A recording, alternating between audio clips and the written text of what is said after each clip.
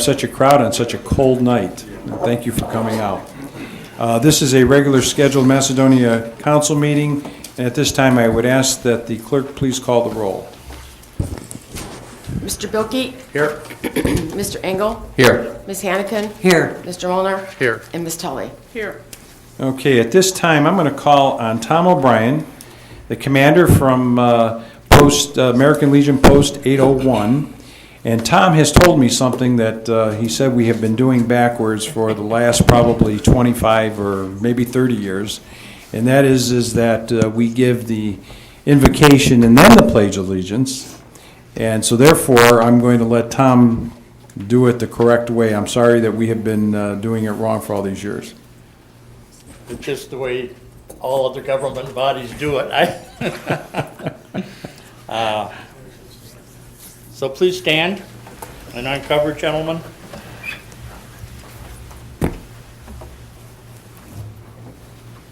As we open another working session of the Macedonia City Council, Almighty God, we look to you for the guidance you gave the founding fathers of our blessed country.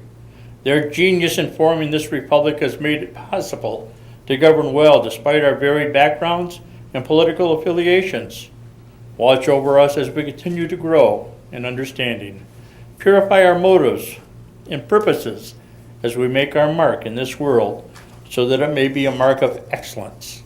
Let us reason together on the issues and arrive at decisions as Americans, all by a majority rule with the rights of the minority to be heard. And during our deliberations, let us never forget those who gave us the last full measure of devotion.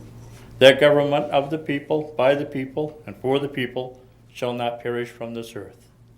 Amen. And now, facing the flag, our Pledge of Allegiance. I pledge allegiance to the flag of the United States of America and to the republic for which it stands, one nation, under God, indivisible, with liberty and justice for all. Thank you. Thank you, Commander.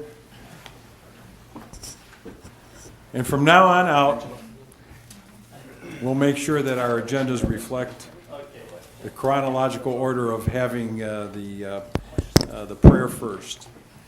So thank you. First item on the agenda would then be the, I believe it would be the minutes of our last meeting. Make a motion to accept the minutes of the January 28th, 2016 regular meeting. Second. We have a motion and a second. All those in favor indicate by saying aye. Aye. Opposed? Hearing none, the motion's carried. The next item on the agenda is resolution, well, I'm sorry, I'm running ahead of myself. This is, we got other things to do before we get to the legislative issues. And I don't know why this. It's underneath, so is that your place setting? Are you looking for the blue folder? Yeah, I got that. Oh, here I am. I have it. Thank you. At this time, we have public comments. If there's anyone in the audience, which I have one name, and that's Kathy Loya, and I'll do the proclamation afterwards. Okay. Kathy?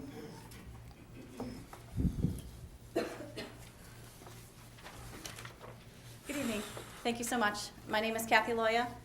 I live at 9186 North Bedford Road. And before I start talking about stormwater, I just wanted to thank the Macedonia Police and Fire Departments for their hospitality yesterday as my son's nursery school class from the Northfield Presbyterian Church came to visit.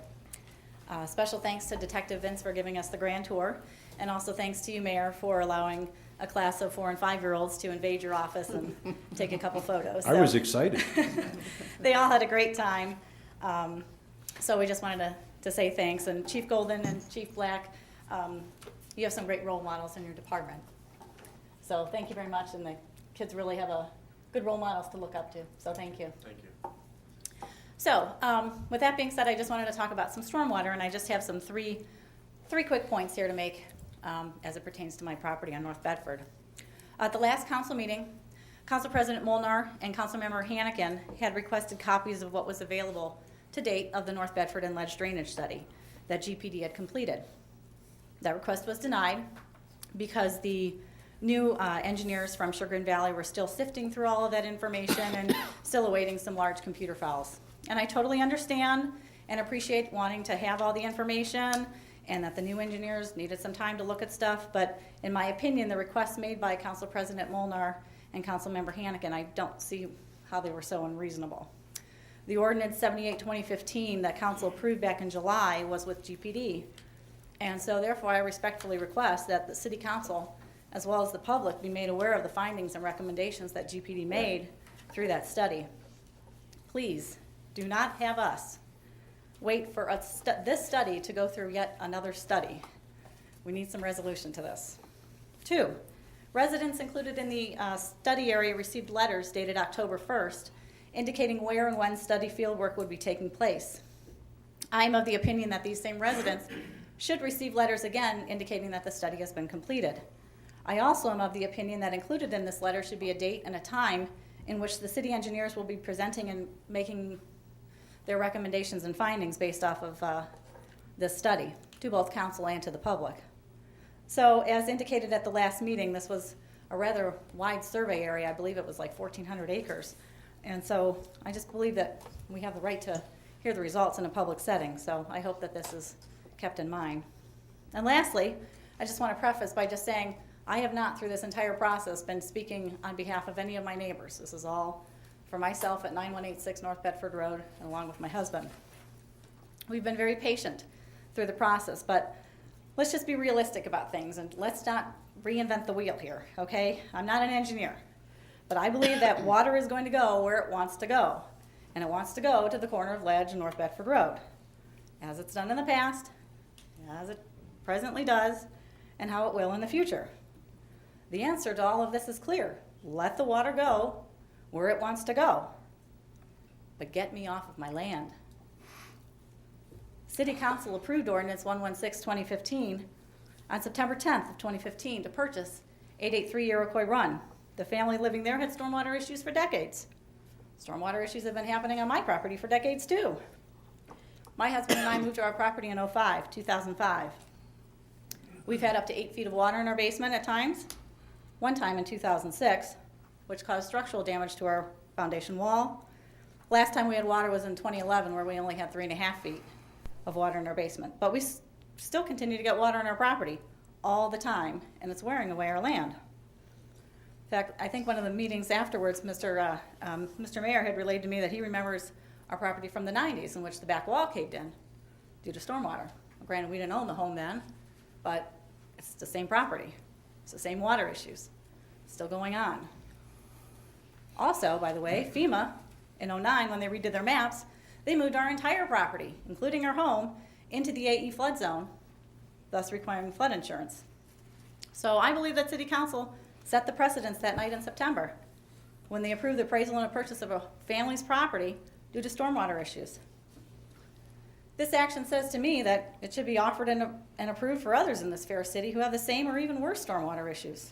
Therefore, I respectfully request that our home be given that same consideration.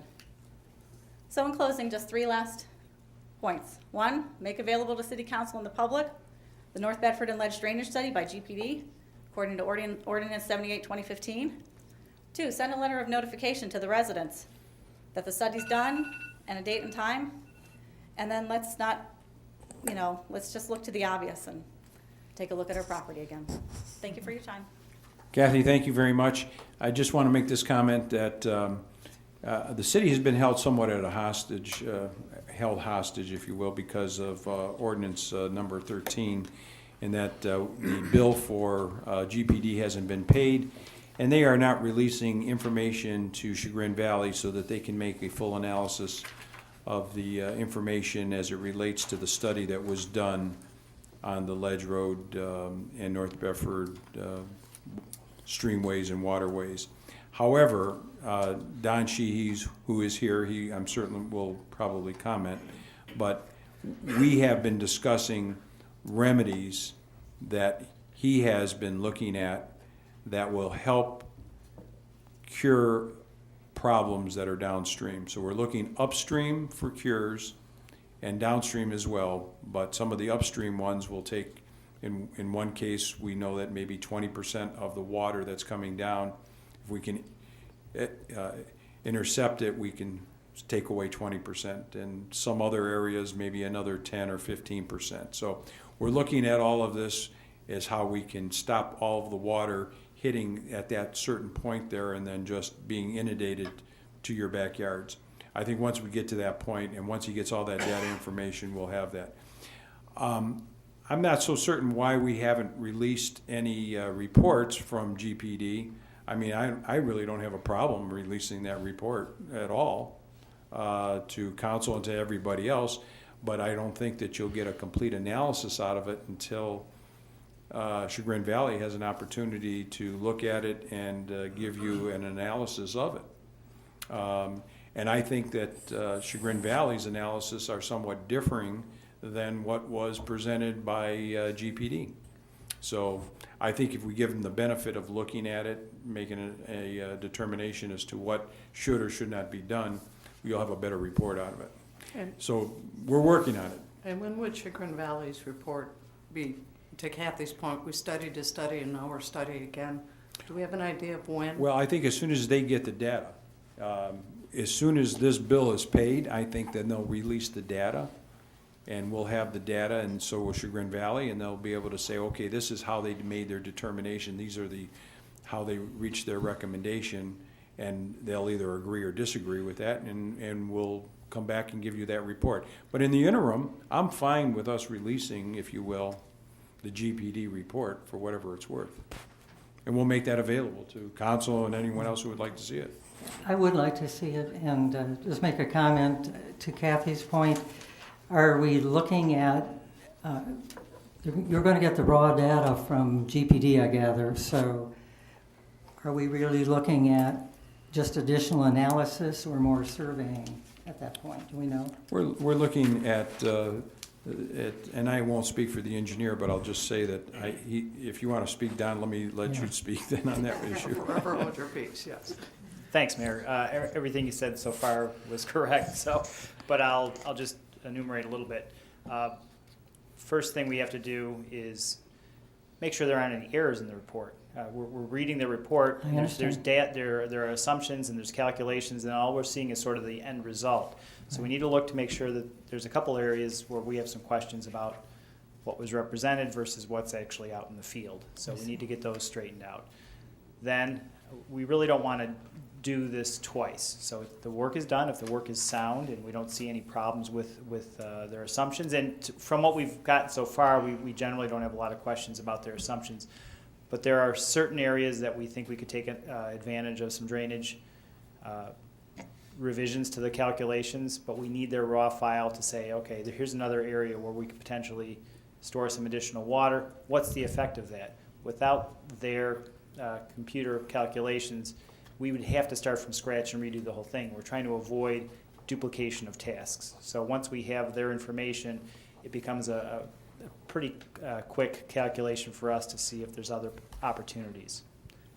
Does that make sense? I know it's a little bit of an Absolutely. engineering mumbo jumbo, but that's really what we're trying to do. Take their information, tweak it a little bit, see if there's some good opportunities, and give you some answers. And your assessment may be to use a different strategy to control the water than what they would recommend. Right. I Okay. think an But the analogy. report will stay the same. The report is essentially going to be the same in terms of here's what's going on right now. What we are also going to do is maybe look at some other alternatives to get a better To create a situation. solution. Right. Mrs. Loya's question, how quick is quick for the report? Well, we don't have the information yet, so part of it is I've got to see Okay. what they have. Assuming their information is good, it's probably a couple of weeks worth of time for us Okay. to go through it. It's not months and months. This is a couple of weeks. Coincidentally, it's ordinance 13 tonight that will make it whole with GPD for what we owe them, so I think we're going to third reading on that this evening, and I'm hoping council passes that, and that should probably take care of the problem, not getting all the information that they need, so we'll see here shortly. Thank you. Okay, thank you, Don. Okay, the next item, I have a proclamation to read, and it has to do with the Prostate Cancer Awareness Month. And it's from the mayor's office, and it's whereas prostate cancer is most commonly diagnosed non-skin cancer in men and the second leading cause of cancer deaths in men. And whereas prostate cancer is the most commonly diagnosed form of cancer and the second leading cause of cancer-related deaths among men. And whereas this year approximately 180,890 men will be diagnosed with prostate cancer in the United States alone every year. That's one man every 2.9 minutes, and roughly 26,120 die this year from the disease, which is one man every 20 minutes. And whereas 1 in 7 men are diagnosed with prostate cancer. African men are among the highest risk of the disease. African men are 2.4 times more likely to die from this disease, and whereas the education regarding prostate cancer and early detection strategies is critical to saving lives and preserving and protecting our families. And resolved, whereas all men are at a risk for prostate cancer, and we encourage the citizens of Macedonia to increase the importance of prostate screening. And I'm signing at this date. And it certainly is something that we as men, we take it for granted. We don't go get checked often enough. And I encourage everyone to go out there and get their prostate checked, which is not the most pleasant of examinations. But, we will send that on, thank you.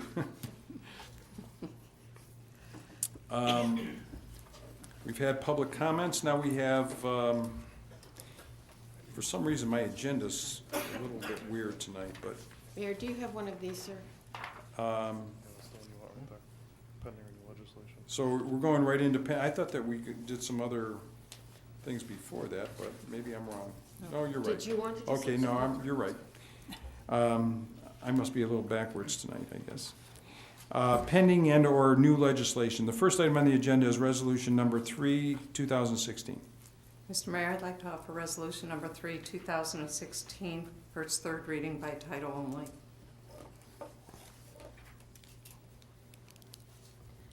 A resolution confirming the appointment of Mark Guidetti as the Director of Law and Thomas Haslick as the Assistant Director of Law, and providing for compensation and support services. Okay, you've heard the reading. Mr. Mayor, I'd like to offer that we post and pass according to law resolution number 3, 2016, please. We have a motion. Do we have a second? Second. We have a motion and a second. Are there any questions? Can we have a roll call at this time? Mr. Bilkey? Yes. Mr. Engel? No. Ms. Hannigan? I'm going to be voting no, and I'm just going to make a few remarks surrounding that vote. I think that it's time for new blood in the law department, and particularly we have a problem right now in that the only continuing and serious case that the city has to deal with, which is the Plough-Farnhurst case, which is currently going through a process in federal court. Our law department is in fact disqualified from this case. I don't think that it's appropriate that we don't have proper supervision with a law department that in fact has a full knowledge of what's going on, and it is their job to give guidance to the mayor and council. So from my standpoint, this is something we should not be doing. We should not be continuing. We need new blood, so I'm voting no. Mr. Molnar?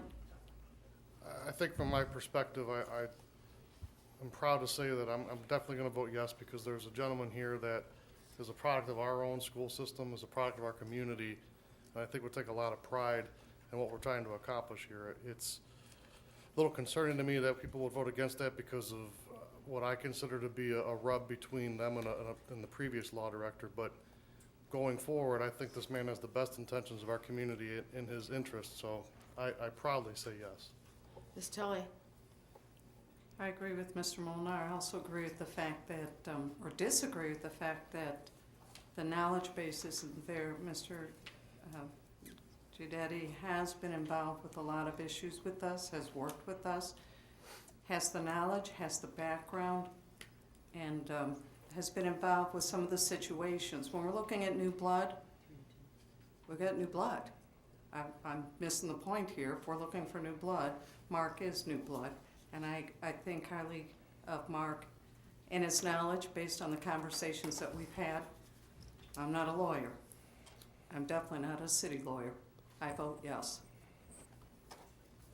Okay, motion's carried. Congratulations, Mark. Congratulations. Thank you all. Next item on the agenda is ordinance number 6, 2016. Mr. Mayor, I'd like to offer ordinance number 6, 2016 for its third reading by title only. An ordinance appropriating a fund transfer from the general fund to a new line item 101-150-5346 to meet unpaid obligations from 2015. You've heard the reading.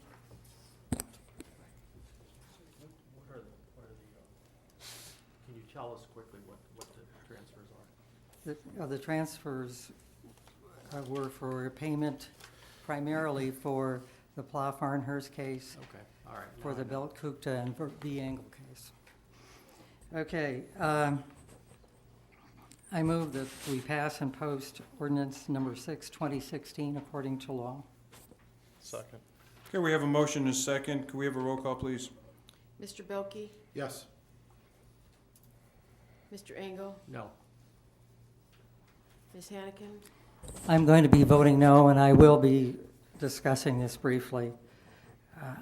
There are 3 areas here where they're requesting additional taxpayer funds, and I do not believe the taxpayers of Macedonia should be paying for these items. One is to pay for the Deemert firm to defend itself in the Plough Farnhurst case because they are defendants and disqualified. We do have an attorney from the insurance company who is representing all city defendants, and these additional costs by the Deemert firm are not justified, in my opinion. Second, there was a suit that was filed, again, a frivolous suit that was filed against council members in 2015, July 2015. That has added up to approximately $8,000. And I don't believe that, and that's part of what we're being billed for here. That suit was eventually dismissed by the law department, but they're charging our taxpayers $8,000. I don't think they should do that. That suit was frivolous. And finally, there was a taxpayer suit filed by an attorney against Mayor Kukta last year. The law department should have been the prosecutor, and instead they joined in the defense there, and that's about $7,800. I don't believe we should be paying for that, so I'm voting no. Mr. Molnar, Yes. Ms. Tilly? Yes. Okay, the motion's carried. Next item on the agenda is, will be ordinance number 7, 2016.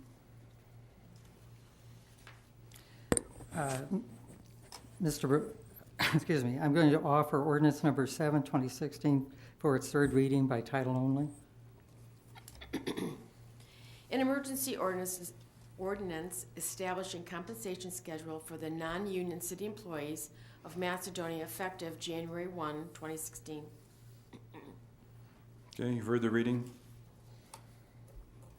Mr. Mayor, I move that we pass and post ordinance number 7, 2016 according to law.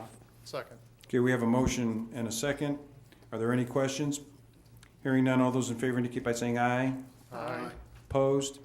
No. Note the record that Hannikin voted no. Motion's carried. Next item on the agenda is ordinance number 8, 2016. Mr. Mayor, I'd like to offer ordinance number 8, 2016 for its third reading by title only, please. An ordinance repealing ordinance number 3, 2012, making members elected to city council eligible to participate in the city's health care plan. You've heard the reading. Mr. Mayor, I'd ask that we pass and post according to law ordinance number 8, 2016, please. Second. Okay, we have a motion and a second. All those in favor indicate by saying aye. Aye. Aye. No. No. We have You a- might want to Opposed? do a roll call. No. No. we need a Well, roll. we're going to do a roll call on this one. Sir. Mr. Bilkey? No.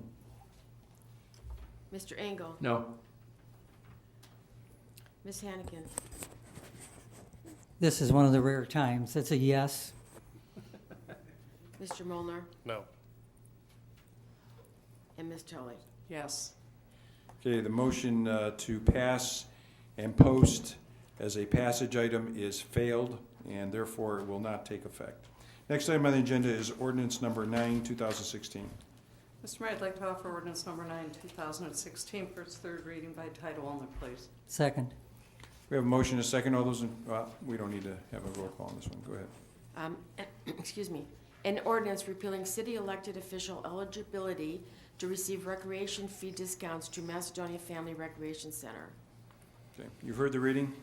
Mr. Mayor, I'd ask that we pass and post according to law ordinance number 9, 2016, please. Second. Okay, we have a motion and a second. Again, is there any comments? Could we have a roll call? Mr. Bilkey? Yes. Mr. Engel? Yes.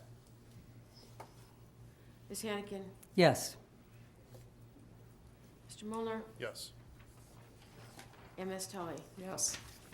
Okay, the motion's carried and therefore it's appealed. The ordinance number 9 is repealed and therefore the elected officials eligible to receive the recreation discounts will not be any longer given. Next item on the agenda is resolution number 10, 2016.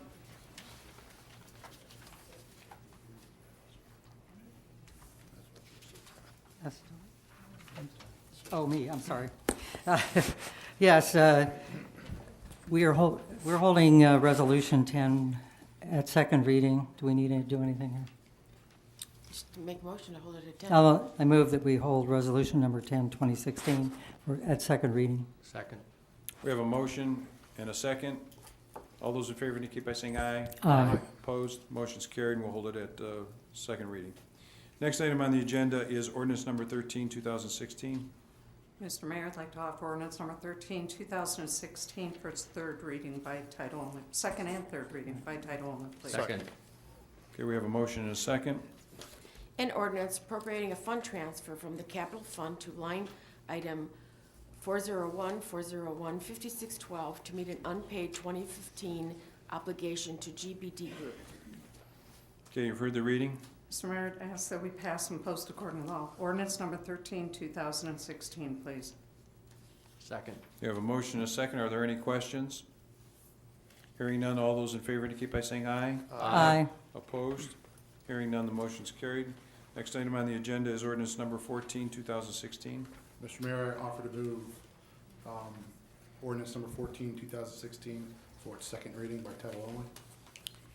An ordinance amending the codified ordinances in order to mandate an approved security action plan for big box retail businesses that are designated as retail security issue locations. Okay, you've heard the reading? It's just its second reading, sir. I'm sorry. We will have, by the way, just on this big box retail issue, we'll have some amendment by or before the next council meeting. I do have a comment, Mr. Mayor. I'm passing down, I asked a friend of mine who's had a lot of experience in retail to look at the ordinance with me and to look at the police chief's report concerning the incidents at Macedonia Commons. And I've got a two-pager here that I'm just going to offer to council and to the chief of police. The summary is that basically there's a large number of categories here. Some need explaining, but there's a large number of incidents here that really seem to be out of the control of the big box retailers. Examples are parking violations, driving under suspension, lockouts of vehicles, numbers of things. Excluding all the categories that are not big box retail businesses, that leaves only the business that shall only be known as the one that has its picture on the front page of the news leader, that has a serious issue that needs to be addressed. And there are certainly a couple of things that I would recommend. One is that that retailer and their district manager meet with the police chief and the mayor to address some of these issues. And perhaps as a secondary thing, some of these other issues that don't relate to specific retailers in the Macedonia Commons, we could meet with DDR, mayor and police chief, and see if we can arrange security vehicles like they have in some of the malls here, where they have somebody driving around checking the parking lots and making sure there aren't problems. So I think in general it's a good idea, especially if we can enhance the security, but I think we need to be concerned that perhaps just a security guard in a particular store is not going to do the job. And I have a copy for the chief, so I will give it to you after the meeting. Next item on the agenda is 15. ordinance number 15. Thank you. Mayor, I offer ordinance 15, 2016 for its first, second, and third reading by title only. Second. Okay, we have motion and second. All those in, I'm sorry, go ahead. Oh, we have to waive the rule of council, sure, certainly. All those in favor indicate by saying aye. Aye. Opposed? Motion's carried. An ordinance reappropriating funds from capital improvements for the service department. Okay, you've heard the reading. I move that we pass and post according to law ordinance 15, 2016. Second. Okay, we have a motion and a second. Are there any questions? Hearing none, all those in favor indicate by saying aye. Aye. Opposed? Hearing none, the motion's carried. Next item on the agenda is ordinance number 16, 2016. Mr. Mayor, I'd like to offer ordinance number 16, 2016 for its first, second, and third reading by title only, please. Second. Okay, we have a motion and a second. All those in favor indicate by saying aye. Aye. Opposed? Hearing none, the motion's carried. An ordinance confirming the appointment by the mayor of Edward Marak to the position of Building and Equipment Maintenance Supervisor. Okay, you've heard the reading. Mr. Mayor, I'd ask that we pass and post according to law ordinance number 16, 2016, please. Second. Okay, we have a motion and a second. Are there any questions? Hearing none, all those in favor indicate by saying aye. Aye. Opposed? Hearing none, the motion's carried. Hey, Ed, you're back there. Why don't you come out here and show your face? Welcome back. Welcome back. Prodigal son. Next item on the agenda is ordinance number 17, 2016. Mr. Mayor, I'd like to offer ordinance number 17, 2016 for its first reading by title only, please. Second. An ordinance adopting annual appropriations for salaries and wages and other expenditures of the city of Macedonia for the period January 1, 2016 to December 31st, 2016. Okay, thank you. Next item on the agenda is ordinance number 18, 2016. Mr. Mayor, I'd like to offer ordinance number 18, 2016 for first reading by title only. An ordinance amending Chapter 182, Section 6 of the codified ordinances relative to the credit for taxes paid to other municipalities. Okay. Next item on the agenda will be any correspondence. Are there any? We have none. Mayor's report. Before we go there, Mayor, I'm sorry. I have another motion. I'd like to make a motion acknowledging receipt of the financial report dated December 31st, 2015. Second. Okay, we have a motion and a second to acknowledge receipt of the report. Are there any questions? Hearing none, all those in favor indicate by saying aye. Aye. Opposed? Motion's carried. Thank you. Okay, I have two motions myself. go ahead, I'm sorry. I need to backtrack to ordinance 6, 2016. I caught that we need to set the effective date for that to February 1st, 2016 in section 5 as opposed to January 1st, 2016. So I make the motion to amend that to February 1st, 2016 as the effective date. What ordinance, Nick? That'd be ordinance 6. I'm Proce- cleaning up the date for that because it says January 1st. Procedure. Well, we want it to be January 1st because we want them to be paid retroactive. They were paid through January. They were already billed. Ordinance, Number sorry. 6, number 6. okay, It's the Yeah. payment to law department. section 5, you said. Yeah. So you need a motion to amend right now. Making a motion to amend section 5 to February 1st, 2016. Second. Okay, we have a motion and a second. Do we have any questions, comments, thoughts? Why? Why would you want to move it?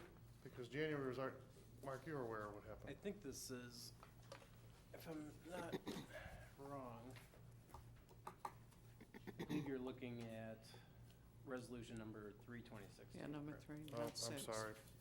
I apologize, I marked the wrong one. There is Oh, no yeah, section yeah. 5. I'm sorry, Resolution 3, 2016. Okay, would you like to withdraw your motion and I then restate withdraw it? my motion and I make a new motion to correct Resolution 3, 2016, amending it to the effective date of February 1st, 2016 in Section 5. Second. Okay, we have a motion and a second. Are there any questions, comments? Hearing none, all Did we the, pay then for any work that he would have done in January if we don't make it effective till February? So January billing has already gone out, which is the primary reason. I think the change makes sense. Okay, it's not under the contract, Correct. okay. under the new contract. Okay, all those in favor indicate by saying aye. Aye. All right. Opposed? Hearing none, the motion's carried. Okay, any other, One more. you got one more? Yes, Okay. sir. I'm going to make a motion, but I want to give an explanation before I make it. I was contacted by a resident of ours with what I felt was a great idea. Mike DeBrous had called and said that a lot of communities are making what's called the e-commerce safety zone. Basically what that is, if you make a purchase on Craigslist, or there's a lot of popular things on Facebook now for moms to sell things, or dads, or car parts, or whatever it may be. And currently, my wife has a little bin in the front yard that, you know, these people walk up and I have no idea who they are, where they're coming from, and they take things out of this bin and they put money in it. So I guess there's a little uneasiness that goes along with that, myself included, because my wife tells me there's a rule, you're not supposed to look at anybody or talk to anybody, and I see these people duck into the box and they run down the driveway and I'm going, what just happened? So basically what this does is it creates a little area at City Hall, monitored by a camera, by our police station, where you can make an exchange. So if you make a purchase on Craigslist or Facebook and any of the mommy sites or whatever it may be, you can make that exchange and feel a little bit more comfortable about that, doing it here. So there's gonna be 2 parking spots, we're gonna designate them, we're in the process of doing that right now. We'll have a sign in front of it that says, e-commerce safety zone, that'll be labeled clearly, that'll be well lit.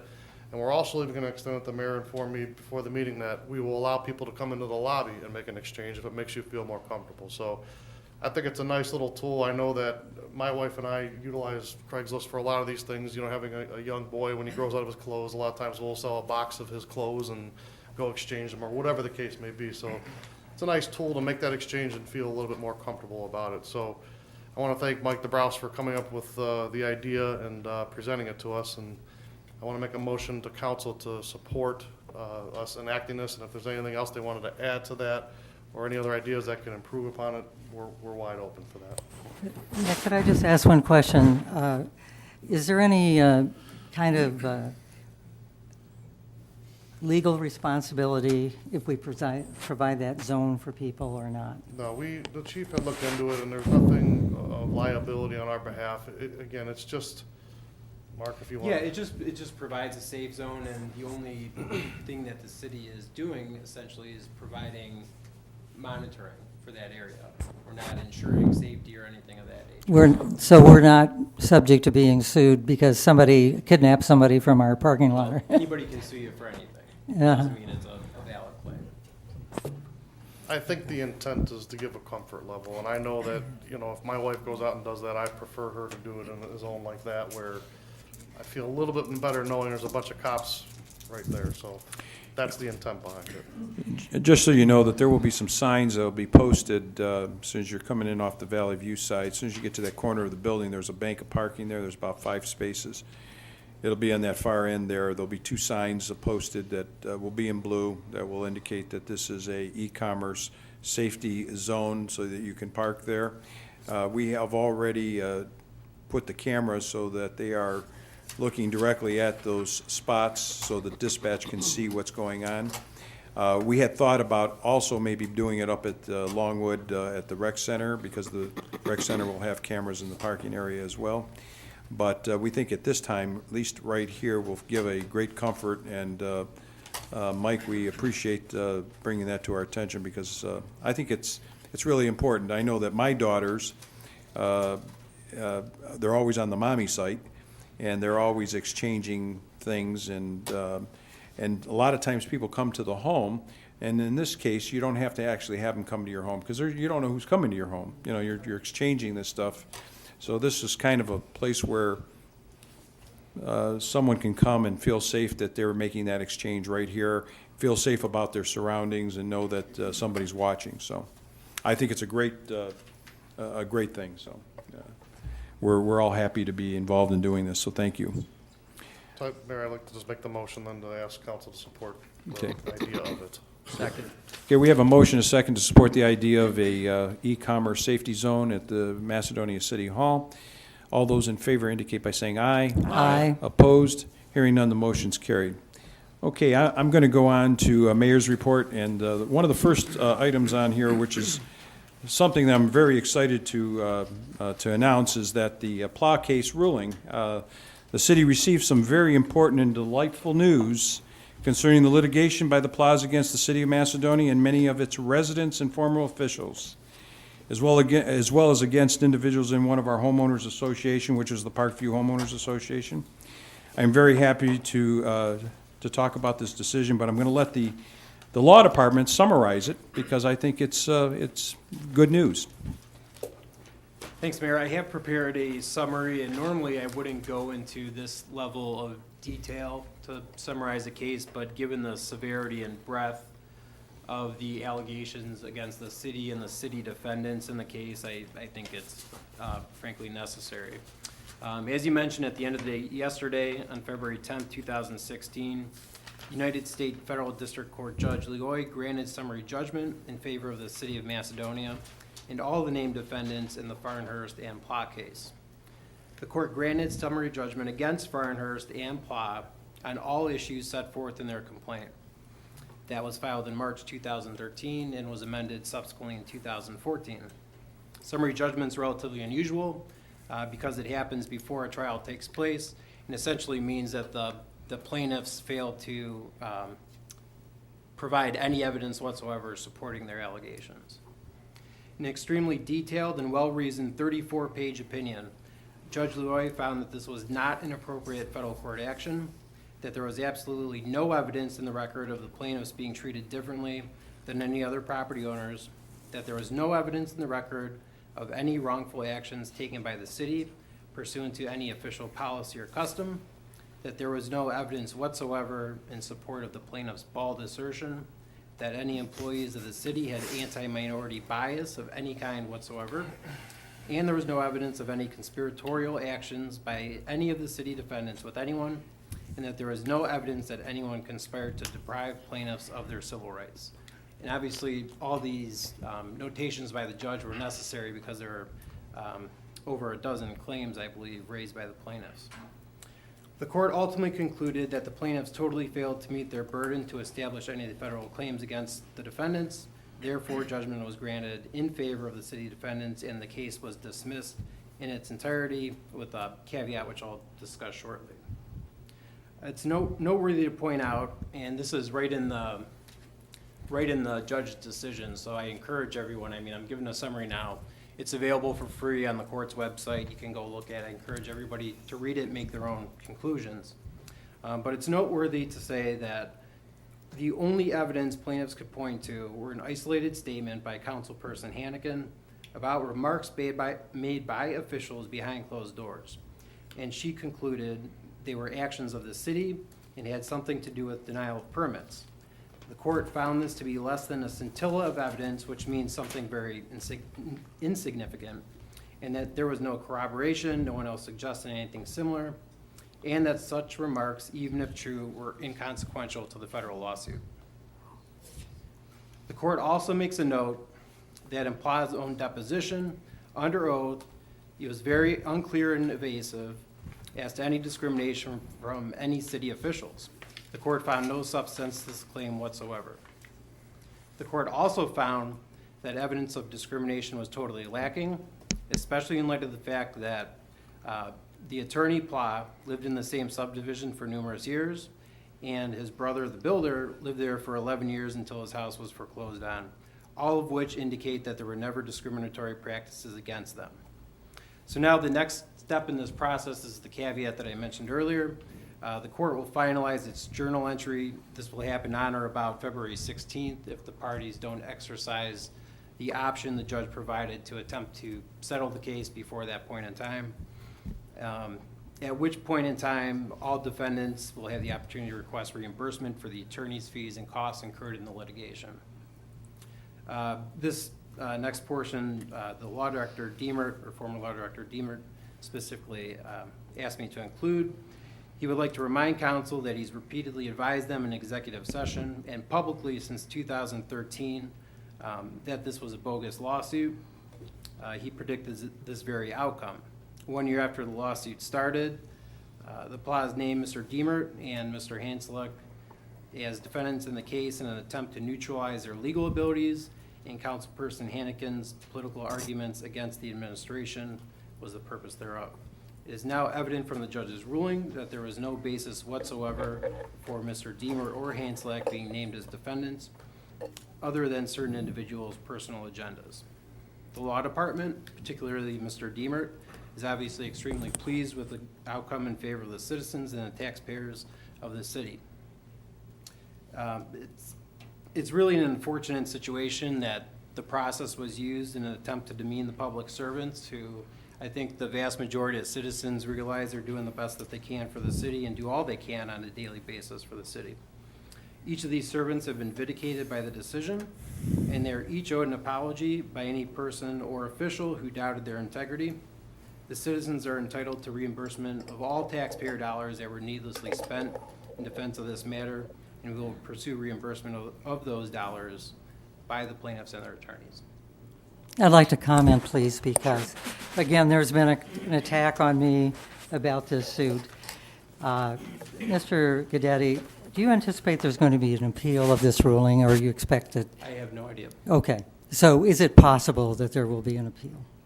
It's possible. And you are still disqualified during that process, is that correct? Do you want me to answer your question? Yeah, well, I just asked you that. Well, you cut me off. So it's possible that there will be an appeal, and that happens very frequently in litigation. I'll note that this was not a, have you read the decision? I've scanned through it. I understood this last night. So Judge You've left Leroy- out a few things in your discussion, by the way, but go ahead. Well, that's why I encourage everybody to read it. My point is that it's a 34-page opinion.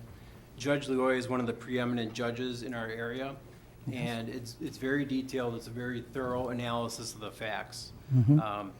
So I can't see any basis to appeal, in my personal opinion. Right, but you're not deciding that, so let's try again here.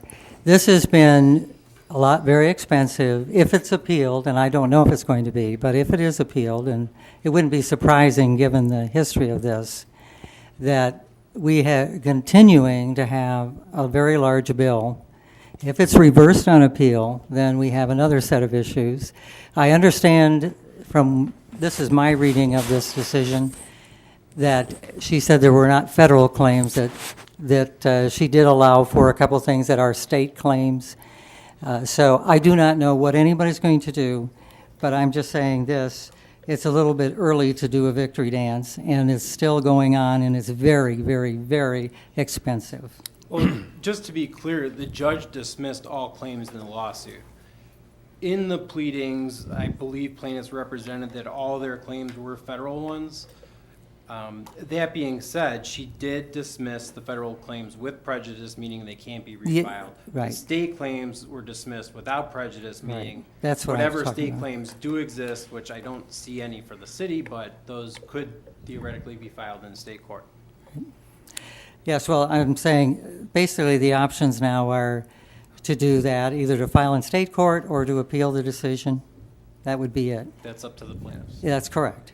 And my point is that you're correct. Mr. Diemert has said this is, a bogus lawsuit from the beginning. And my point has been from the beginning, we could have settled this suit for, $50,000 to $60,000 at the beginning, in basically all the way up to the beginning of 2014. we're now into in excess of 160,000 in this case for the taxpayers here in Macedonia. And we still have a situation where appeal is one of the possible and most likely outcomes. So, You know, Sylvia, I just don't understand that you don't understand. I mean, I really sit here and I'm in awe listening to you. You have championed this man's cause, the Pla's cause, and have a lack of fiduciary obligation to the city of Macedonia and to its people. Are you questioning Judge Leoy's decision? no, I'm not. I am Well, not questioning anything I mean, about I think we have a judges. federal judge that just made a ruling That's right. that said that they had a frivolous case essentially against. No, she didn't They have say a that. frivolous case that they have no basis for what they claimed in federal court. Now, Right. I've read the case myself. I'm a defendant in the Obviously. case. I know you are. And you have been behind the Plas through this entire process. You have backed them.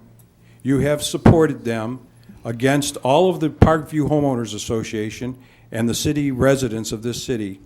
You have a lack of fiduciary obligation. If I were on council and I was a council member, I would be censuring you, if not asking to have you recalled, because there was at one point an action afoot to recall you. And I'll tell you what, I called them off.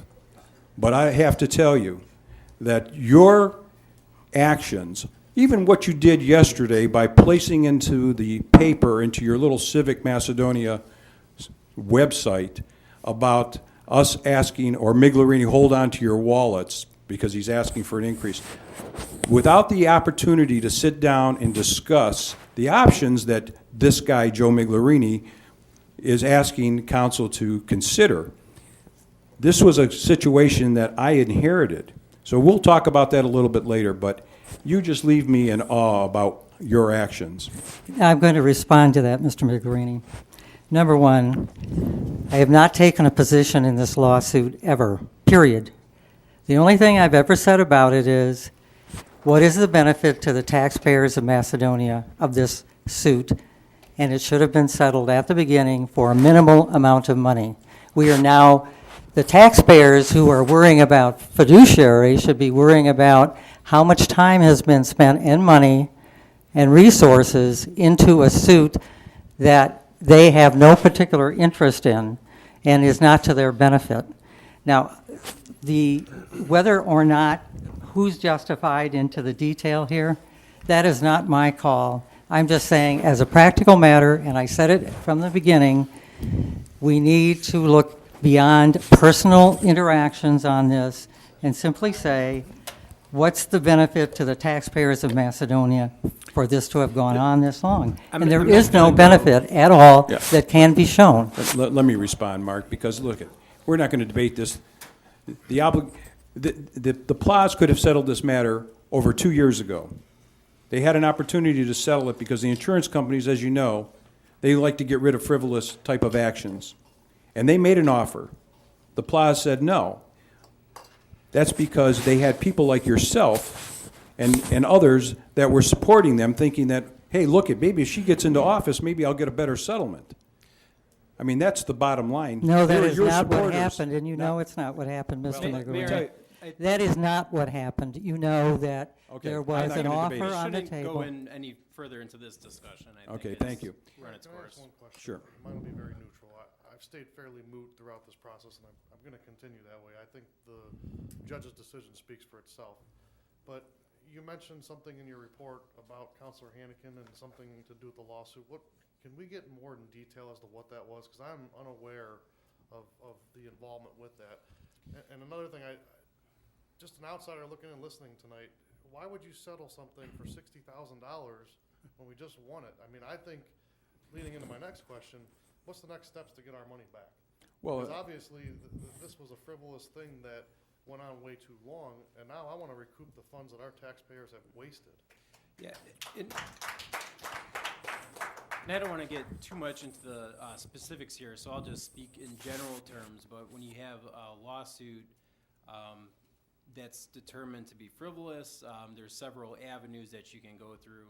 On the federal level, there's a federal civil rule 11 that you can attempt to get fees from. Prevailing parties in 1983 actions, there is an availability for funding there. So I assume a prevailing party in any situation where they didn't feel there was sufficient facts to support the claims would seek that relief. I guess what I'm looking for at this point is, I would like to know, as referenced from that, what Counselor Hannikin's involvement was in this. 'Cause Yeah, I so- think it's important. Can you summarize that and send us an email to all council, please? Sure.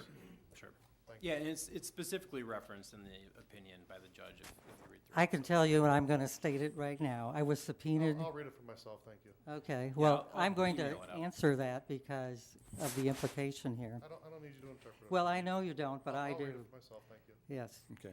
All right, I'm Let's- going to move on let's to my... I'm allow gonna me mar- to respond okay. to that, All right, Mayor. I want to... No, sir. You can respond Point at of committee order, report. point of order, sir. No, I have, you've been attacking me.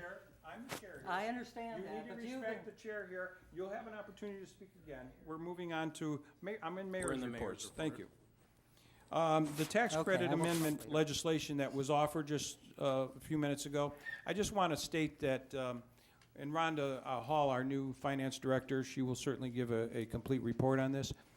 You know, after we got into our city's finances, we started to realize that many expenditures that were made last year, encumbered last year, and if we were to follow each and every one of those to the end result, we would only have in our general fund carryover about $179,000, which would really, you know, when we expected by the chair of our finance committee, which was Mrs. Hannikin last year and the year before, and who held the purse strings of this city for the last couple of years under this past administration on the line item, we are finding that we don't have the carryover that was claimed that there would be some $3.5 or $4 million in the general fund. We are in a situation now where I, as mayor, I've come into office, we started to analyze what available funds we have, and we don't have what we thought we had. So I have presented here in this piece of legislation to give this council an opportunity to have options. And the options one is to, for a temporary period of time, take 50% of the credit of our payroll profit tax back so that we could build back our funds. We made a big mistake last year in approving, if you will, putting in streets, buying houses, and doing other things which depleted our general fund to the degree that it was depleted, and leaving us with only $179,000. So here I come into office here, and if we have all these encumbrances with the Route 82, with the Sioux Culvert, with the Our Lady of Guadalupe retention basin, if all of these things are done, at the end of the year we will have $179,000 in the general fund. I can't allow that to occur. My fiscal responsibility to you as residents and to this community is that we need to take an action that's going to show that we're fiscally responsible. And one of the options is to take away the credit. I'm affected greatly by this. I don't want to increase taxes in this community, contrary to the fact that Mrs. Hannikin puts on her Macedonia Civic website or whatever it's called, and says that hold on to your wallet because Mayor Miglierini's raising taxes.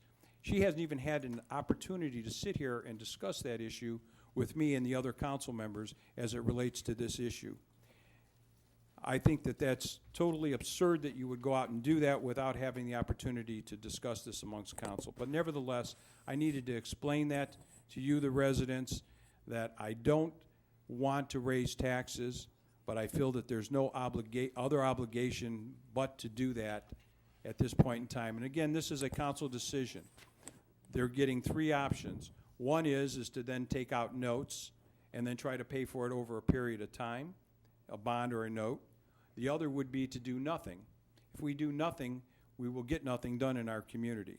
This community has operated on a shoestring for way too many years, and we need to take affirmative action and move the city forward. So my recommendation is on a temporary basis, which I'm greatly affected by, is to go after the tax credit for right now to replenish our general fund. But that decision will be left to these council people to make that decision. So if you as residents have comments, please provide them to council and let them know how you feel about this. I do have a comment. Could I ask have one a point of material clarification here. before you make your comment? Yes. You're talking a 50% tax credit.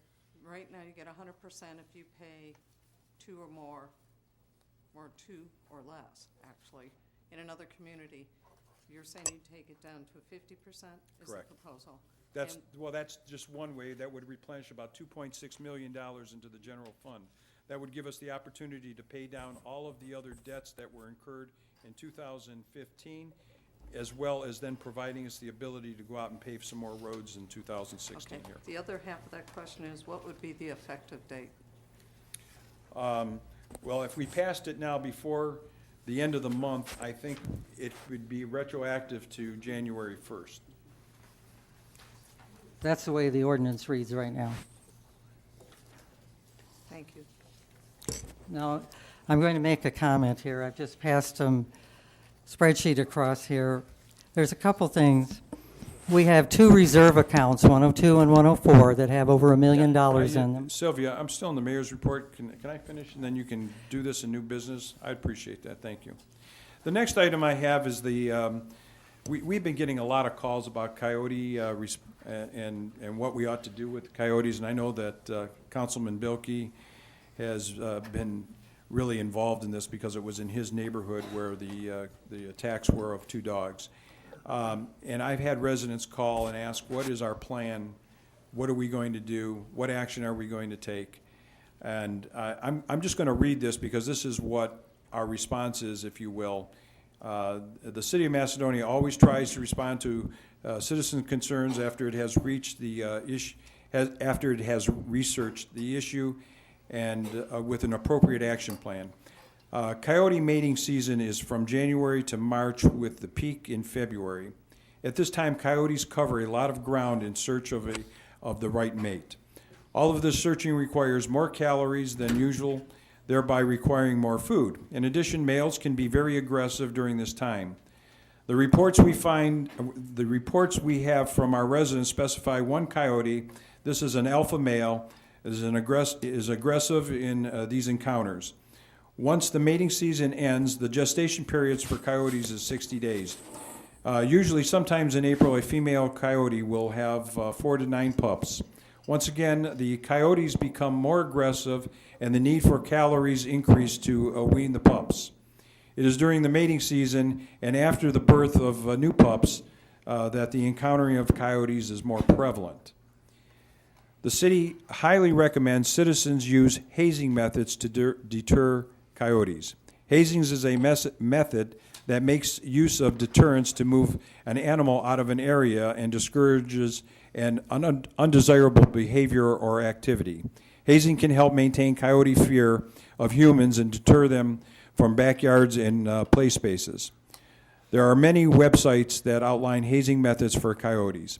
In addition, changing your routine will prevent coyotes from patterning your behavior and waiting for Fido when you let him out every night at 9 o'clock. And lastly, by eliminating the food that attracts birds, rodents, and small animals lessens the reason for coyotes to be in your backyard. The city also allows bow hunters to harvest deer in certain areas of the city. Those hunters are aware there is no closed season on coyotes and are encouraged to take coyotes while hunting in Macedonia. Lastly, we believe one alpha male coyote is responsible for the attack on several pets in Macedonia, and this animal has lost its fear of humans. Once an animal reaches this point, it cannot be retrained to fear humans again and must be eliminated. This behavior is not limited to coyotes, but displayed in several different species of wild animals such as bears, elk, and mooses. We are attempting to find and eliminate this coyote from our area. One of the means is by way of live trapping. In closing, coyotes have been part of this area for many years and will continue to have a presence. It is our responsibility to learn ways to live with coyotes and prevent harmful coyote and human encounters. And I guess the bottom line is that we have not heard of one coyote ever attacking any person. They are obviously very shy and they run away. However, there is a situation where if you see a coyote that has attacked or something, it's an alpha male, as we have in this particular instance, we are making or taking measures, if you will, to either trap and remove from the city. And that's what we're attempting to do at this time. So we want our residents to know that when we find that there's an aggressive one, and we know that it's where its territory is, we have taken an action to put traps out in the area that it continues to cover. And we think that we may have this one pretty close to being trapped. The trap the other day, did it work? I know it was across the street from someone who works with my husband. It did not. So I wonder if it worked. Not yet. Okay. We have other ideas. You know, and not to diminish this, it's the exact same thing that happens when deer go into mating season. And we have a plethora of deer. And Chief Golden probably remembers the 2 bucks in my backyard fighting over a female. It's nature. You know, that's about all I can say. It's nature. But I Okay. sure want to know how you haze a coyote, because only one thought comes in my mind, and that's college hazing. Okay, let me keep on with the, Whistle. Is that how you haze them? I'm going to look it up, Shake a can with pennies in it. because we had that one living underneath. I'm going to look that up. Right. I want to continue with my mayor's report so we can get out of this meeting this evening, or otherwise these poor individuals are going to have to sit here and listen to all this all night long. There was a case that, a precedented case in the city of Parma that was ruled on that stormwater was the responsibility of the city of whatever city it's in to be responsible, that if someone's house or basement or whatever floods, that responsibility fall on the city. While we disagree in many cases that should ultimately be the city's responsibility, because if that were the case, the city wouldn't have enough money in its coffers to be responsible for all those things that may occur in a city. So there's a case out of Parma there where all the law directors in the state of Ohio have joined together to, and it's an amicus, what they call an amicus, where you join in, and the city of Macedonia has joined in on this case just so that we can be a party to, if you will, in saying that we don't agree that the city should lose its sovereign immunity. That means that the city should not be a target for any and all people that want to make a claim against the city for a stormwater-related flooding problem. I hate to say that, Kathy. I'm not trying to isolate your issue, but it is a concern that we have that that wouldn't be fair. There's just too many incidents that occur, and many of the incidents that occur are situations that occurred probably even before Macedonia became actually a city, or maybe when it was a village or a township, that many of these homes were built, and they were not following any good topographies or what have you. So anyhow, I just wanted to let you know that we're doing this. It's not costing the city any money to be a party to this suit. The law department has asked for my permission to use the city's name in this action, and we have allowed that to occur. Ambassador, the soccer football project that was going on South Bedford, I'm happy to announce that the Planning Commission has given final approval. The residents over there have asked for everything that they have asked for, I should say, they have received. We put up fences. We put up acoustical block material that will be sound barriers. We've made the building have a beautiful facade with brick on it. We've worked to the end where they put up mounding. They're taking care of stormwaters. They put in a large retention basin. Almost everything that those residents asked for, we were able to get the ambassador to comply with. So I'm happy to say that that's now behind us. It's approved. The deal's closed. They will be starting construction in the very near future here. The city of Macedonia is currently looking for an IT director. Our city has grown to such extent that we feel that having a full-time IT person on staff, because of the amounts of money that the city is paying out in contracted services, would be better suited for us to have someone present so that they could take care of our police, our fire, our recreation department, our administration. And now with the county having a new system, or I should say new technology that's coming about with their GIS system, we feel that that integration that will be available for our city to use for our own needs, we will need an IT type of person to be able to handle that. So we are right now advertising for that position. We've talked about the e-commerce zone, and thank you all for that. And lastly, I just will say that the court receipts for January were $33,043. And with that, we can move on to committee reports. Gosh, there won't be a planning commission report anymore. I'm so used to that leading it off. Real quick about the finance committee, we did meet the other night. I want to thank every department head that came and stayed with us to the bitter end, and to the council members that attended. We reviewed the beginning of the 2016 budget, which would be the operating expenses. We talked through several departments' personnel needs. We haven't made decisions yet. That's why it's only up for first reading. Our next meeting is on Monday, the 29th at 6 p.m. That's where the department heads and the mayor will present their capital request for 2016 so that we can have another discussion if needed before the March meeting. We must pass the budget in March to be legal and to be able to expend money beyond March. So if you have any interest, you're always welcome to come. We're then looking at, and I have asked the mayor to talk to the department heads about having the 5-year capital plan put together and have a meeting potentially in April. That helps us identify where we're going to go in the future, what revenues do we need for the future, and what do we need to look for. You know we have the rec center that's a topic of discussion, and their renewal, potential renewal next year. We've got to have that as all of our plan. Then I'm looking for mid-year to do a mid-year review of how we're doing, and then starting the budget again. I've asked council to, in October, we'll begin the 2017 budget. Thank you. Thank you. Thank you, Rhonda. Heck of a job.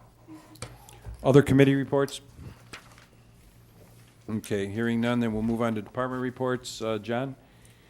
Thank you, Mayor. Just real quick, I just want to give recognition to our service department, our snow removal crews.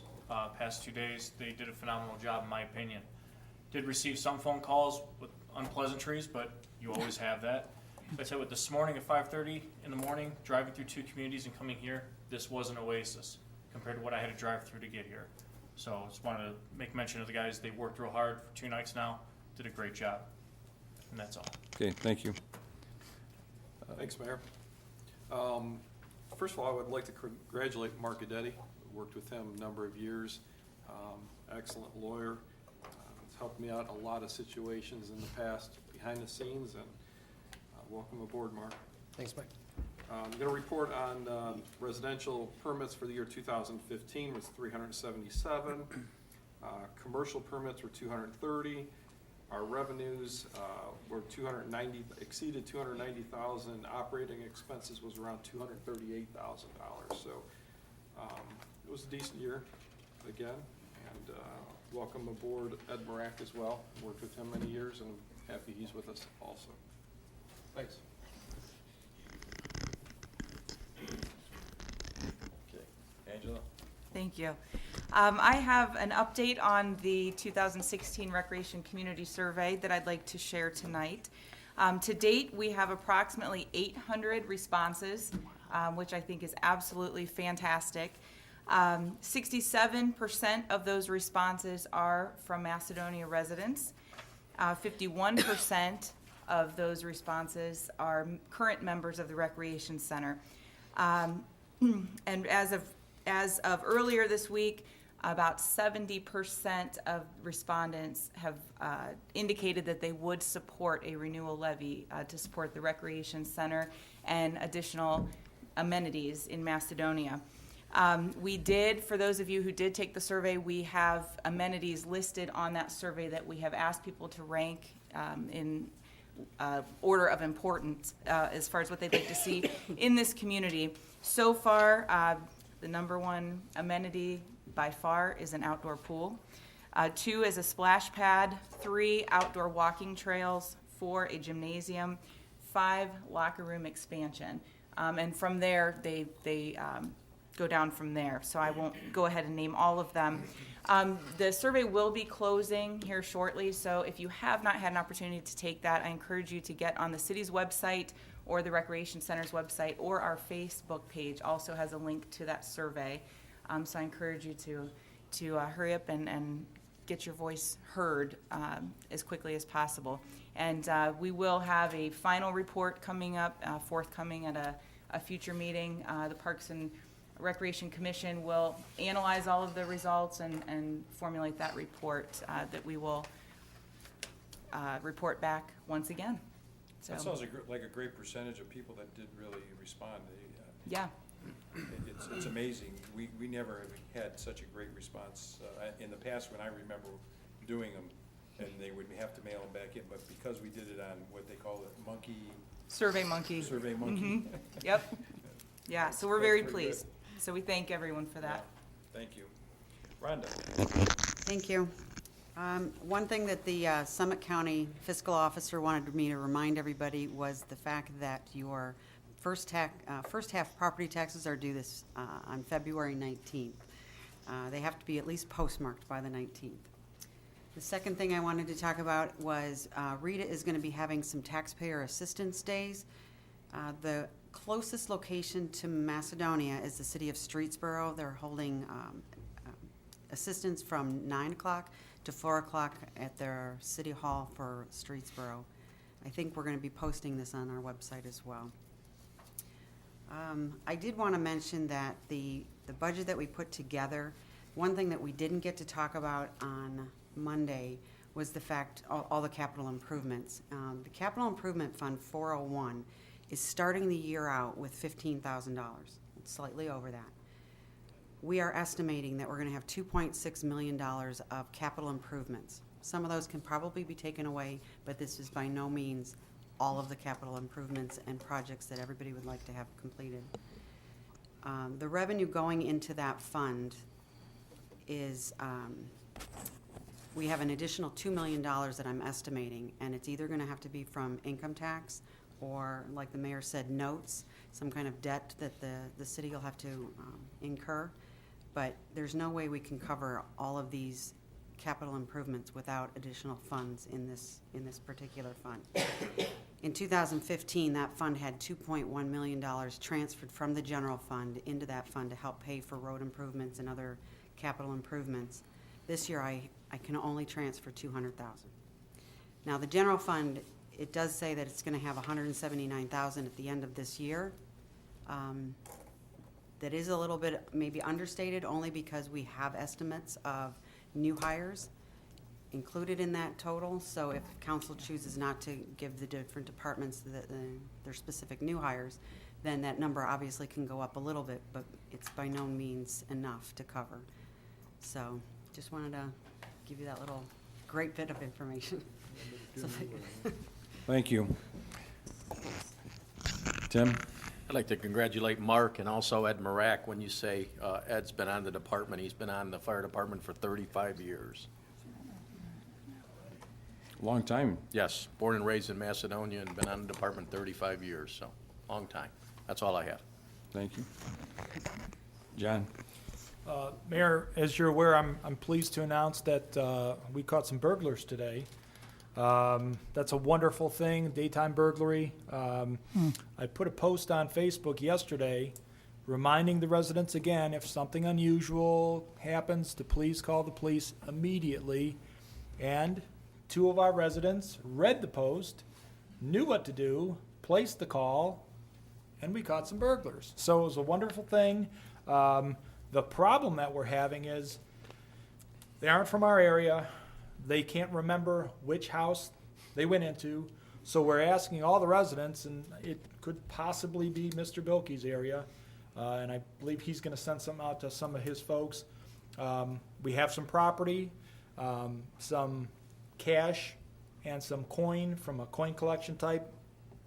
If everybody can check, and maybe I can get with Brianna a little bit, we need everybody to look. This may have been taken from a garage, so we need everybody to look, but they have admitted to at least one. When I left earlier, could be more. But it worked out just like it was supposed to. Something happened, somebody called right away, and we caught the folks. So it's a wonderful thing. It's a great thing. Yes.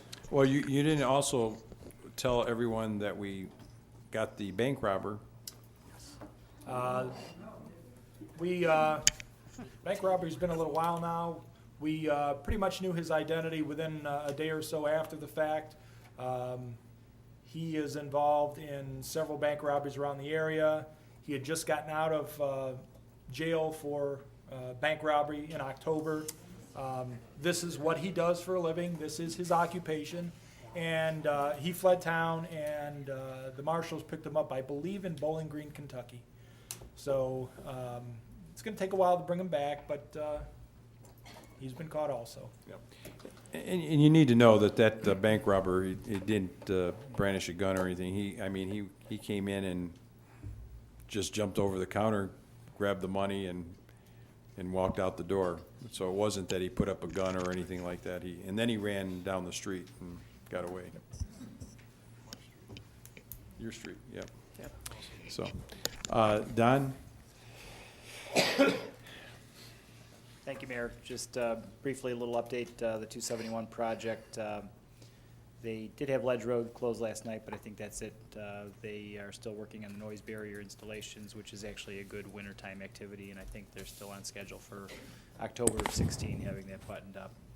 The 82 widening and resurfacing project, they're continuing to work on underground utility work, which is also good winter work, and I think they're on schedule to get that finished in the fall of 16 as well.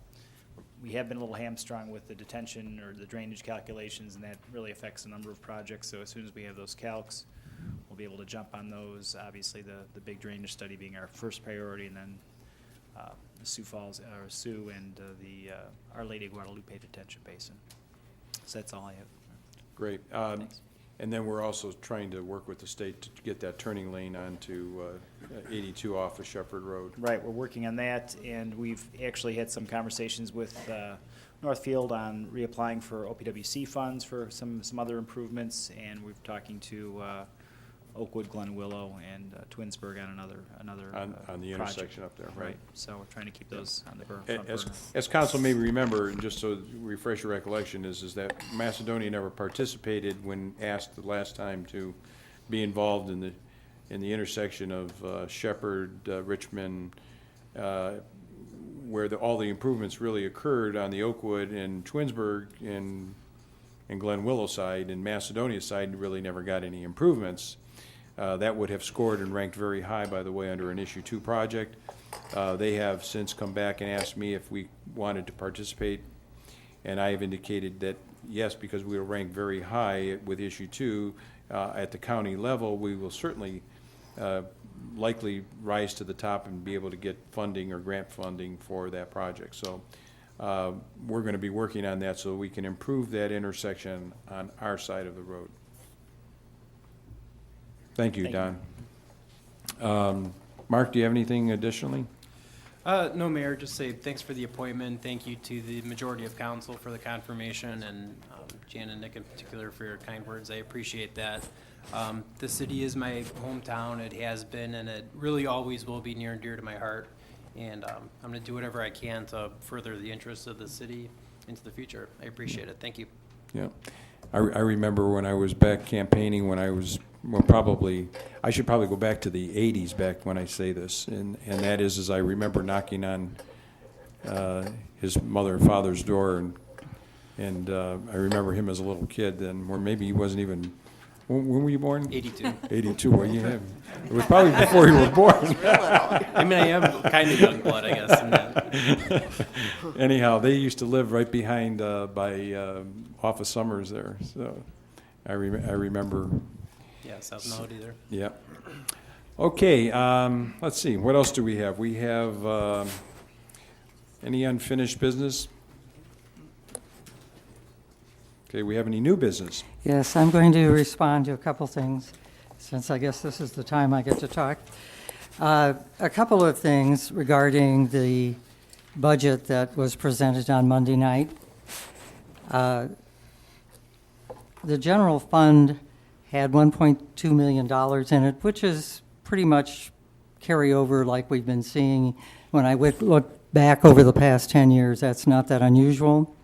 Second point is that the budget as presented would have increased the operational dollar cost by about $700,000 for new hires. That is extremely expensive, especially in the light of the fact that we have one more year of these very heavy debts. I have a couple of spreadsheets here and a chart to explain what that all means, but it comes down to this. This year, we will start with a reserve of $1 million in the 102 and 104 account. That's the most we've ever had. We will have $1.2 million in unencumbered general fund. And when we look at what we're going to be doing for this year, this is the last year when we have over $1 million of debt that was incurred in the 1990s to build the city hall and to build the recreation center. So at the close of this year, we will pay those debts off, and we will then have quite a bit of money released from obligations that are going directly out of the income tax into debt and bond payment. So, in fact, we'd have over $1 million out of our $1.5 million of debt is going to go away as of the end of this year. When we look at, and I have a summary collection report which was started and I've continued to update from Rita, showing the Regional Income Tax Agency, showing in the last 10 years, our median income tax coming in, total income tax, was a little over $7 million. This year, and the last 3 years, we've taken in over $8 million. This year, the total that I saw in the last reader report was $8.367888 million. So we have over $1.3 million this year more than we've ever had, even when we had the additional 0.25% income tax on. So it's not like we're running low on cash. But if we increase the hiring in this city and continue to raise the salaries of everyone, then yes, it does eat more and more of the general fund. That's the reality.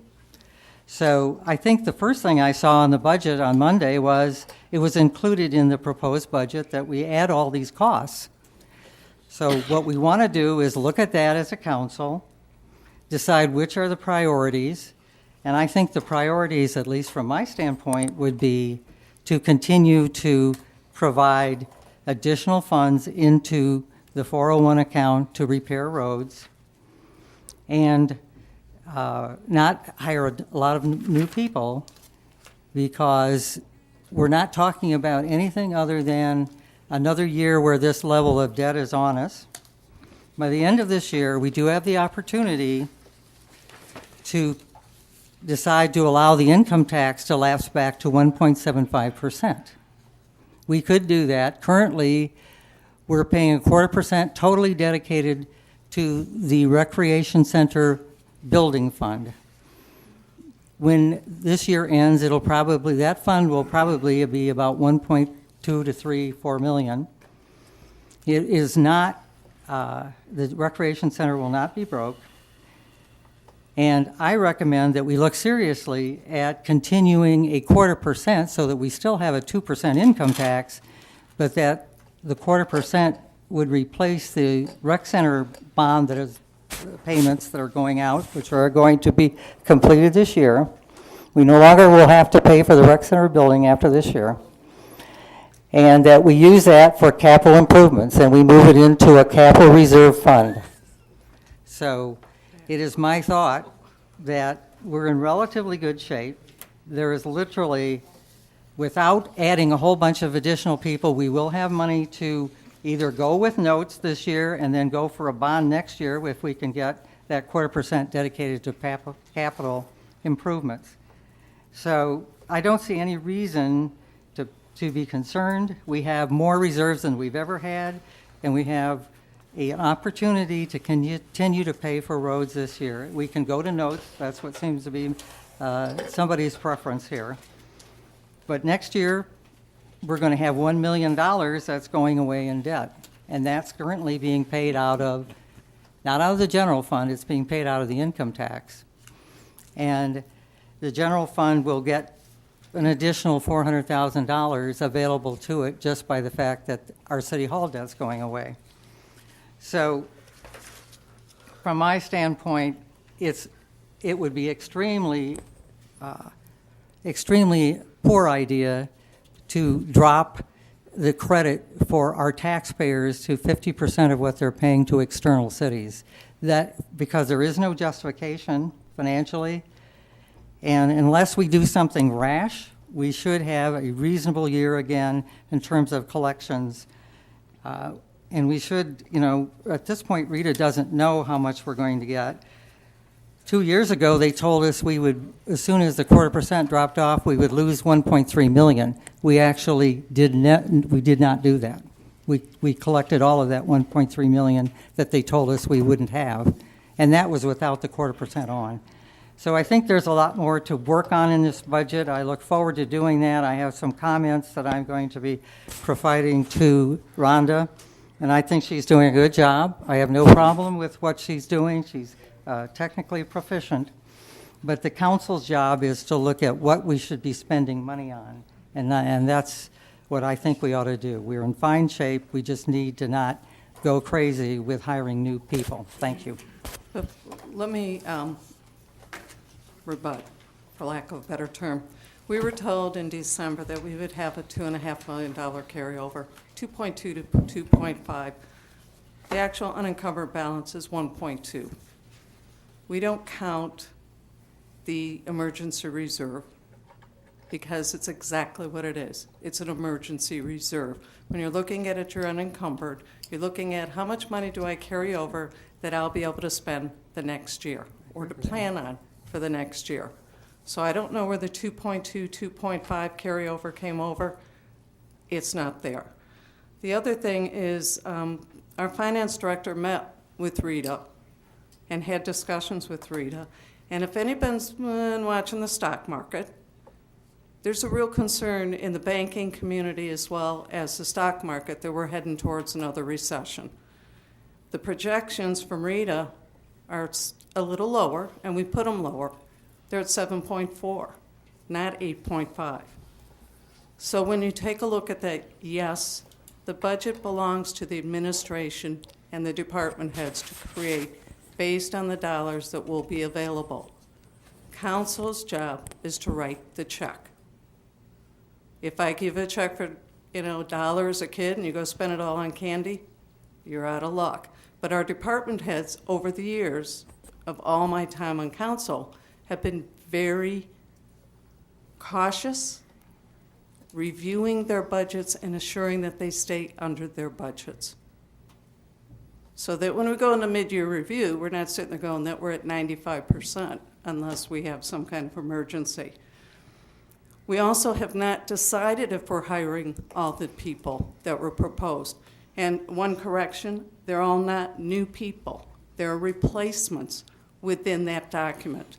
And I think that's an important statement to make is of the numbers that are in there, if we don't hire the replacements, we're not going to get some work done. We'll have some serious indications within the police department, in the fire department, in the service department. And I think that needs to be said, that we haven't made decisions yet. That's why the budget just had its first reading. We're having give and take. Rhonda's providing us more information around out of the money proposed. If I hire just the part-time, what's that cost? If I replace with the full-time, what's that cost? There's not a council member up here that just writes a check without knowing the money's in the bank. Thank you. Okay, just one final comment there. I'm just talking about what was proposed in the budget, not what it's going to be when we're done with the discussion. Okay. So that was the only point. I have one other comment, and that has to do with the PLA case, because it was brought up. And I will tell you, I was subpoenaed to do a deposition in the PLA case. And that's, everyone knows that happened. I did do a deposition. I told the absolute truth about what I heard and what I saw.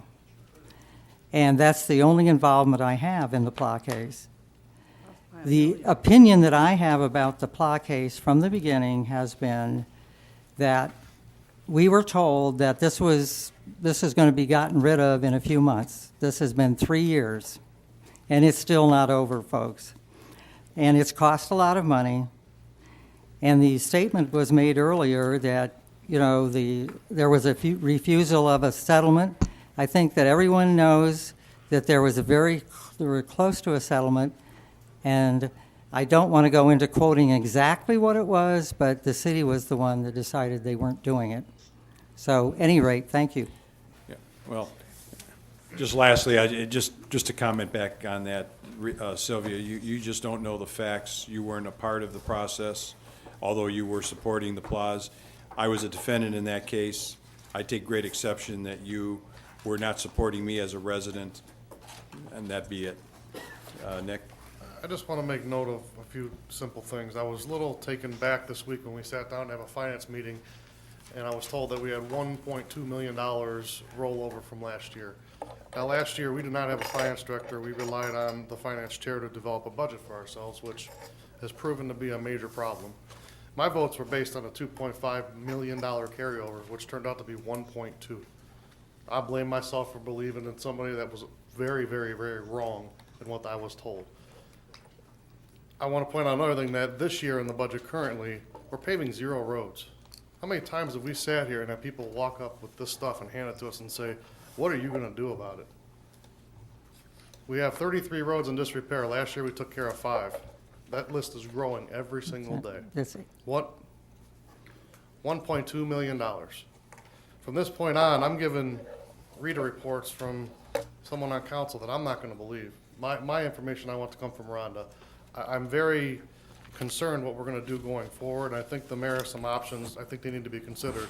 Before the propaganda machine sets in and we start to have all this stuff go swirling around about we're going to tax and take money out of your pocket and council's going to do this or that, how about we stop and wait and see what we're going to do? We haven't even discussed our options yet. So before the propaganda machine gets rolling and the train's already pushing on Facebook, I've noticed, stop and listen to what's really happening. That's a bunch of nonsense. And by the way, that ad was sponsored, which I found to be appalling. One last thing, the rec center. We talk about the rec center ad nauseum. It's a big issue in this town with, we wanted to have an outdoor pool. We wanted to have a basketball court. The proposition by Ms. Anakin, which she alluded to earlier, would be to do nothing. That building, those parks, they need money to maintain themselves. That doesn't, just happen by happenstance. I mean, we haven't put any money into the building. We ran into problems where there was a major a leak in the building, and it cost us quite a bit of money. There's a parking lot that needs to be replaced. It's $300,000. We need a ladder truck for the fire department. That's $1 million. How are we going to pay for that stuff? We've done pretty well up to this point with what we have, but it's starting to come to a head. I'll be damned if I'm going to sit here and have another 2010 where the bottom fell out, we laid people off, and we're all scratching our head going, oh God, what do we do now? We've got to do something. We've got to discuss options. It's not a matter of just always going to the taxpayers and say, give me some more money. We've never done that. Last time property tax was increased was 1963. Think about that, 1963. I'm not saying that's the way we're going to go. I'm not saying that's the best option, but you ought to think about that. Finally, if we're going to progress as a community, as a city, we need to start looking at these things in the 5-year plan which was discussed. If we're going to pave the roads, if we're going to add on to the rec center, if we're going to maintain our parks and improve on what we have, which I think is our crown jewel in this community. If you look at our baseball fields in the summer, there's not one day you go on those fields, they're not being used. Work to your strengths. That's what we ought to be looking at. The weaknesses we'll get to, but we got to work to our strengths, guys. I mean, it's something that I've been preaching from day one since I've been here, but we need to take a long, hard look at what the factual numbers are coming from a finance director who is well-versed in the field.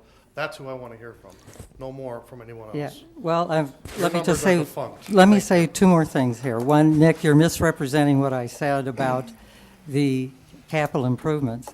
I never said we shouldn't do anything in the parks or at the recreation center. I simply said the recreation center has a substantial reserve fund right now, and it does. And at the end of this year, the building will be paid off. I didn't say that the 0.25% would only pay for roads. It will pay for all capital improvements. That's $1 million annually.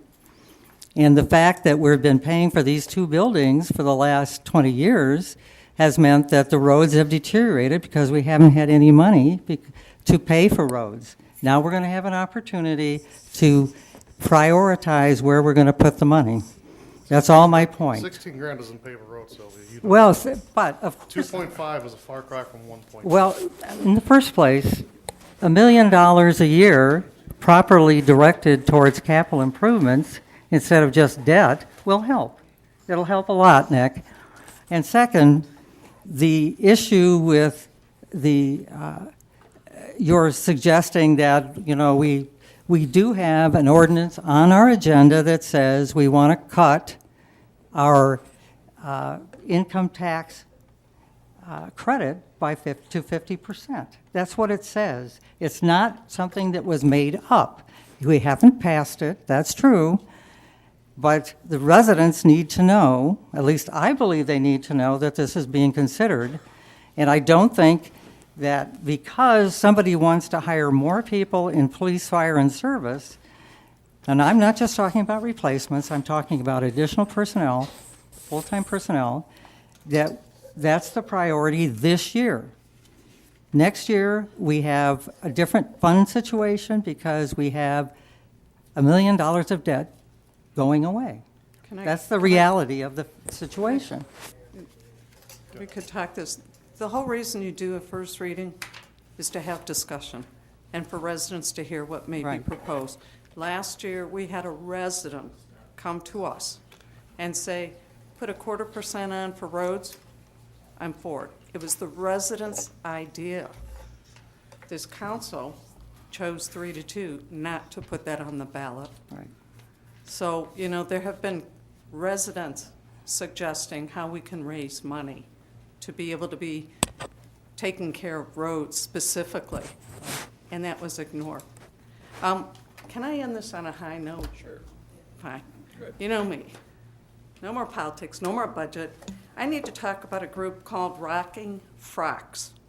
It's an organization, it's a nonprofit organization, part of the Emergency Assistance Center, over in the same plaza as the UPS store and Beer Belly Deli. Hate to say that, but everybody knows what Beer Belly Deli is.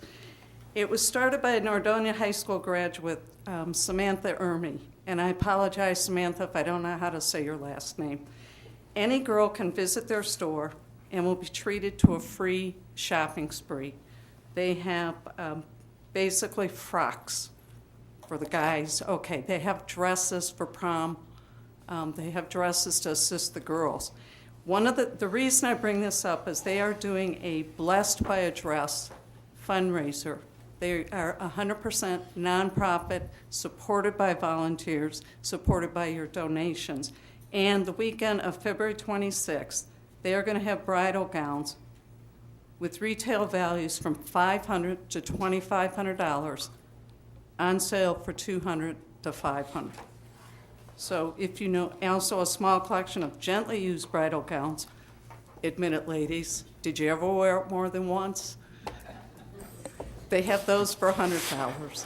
I'm asking for your support, and if you have an opportunity, you know someone who wants to take a look, or you just want to make a donation, stop by Rocking Frocks on 82. Thank you. Motion to adjourn. Thank you. Second. We have a motion second to adjourn. All those in favor indicate by saying aye. Aye. Opposed, motion's carried. Thank you all for being here, and drive safely. There were like no public comment, barely.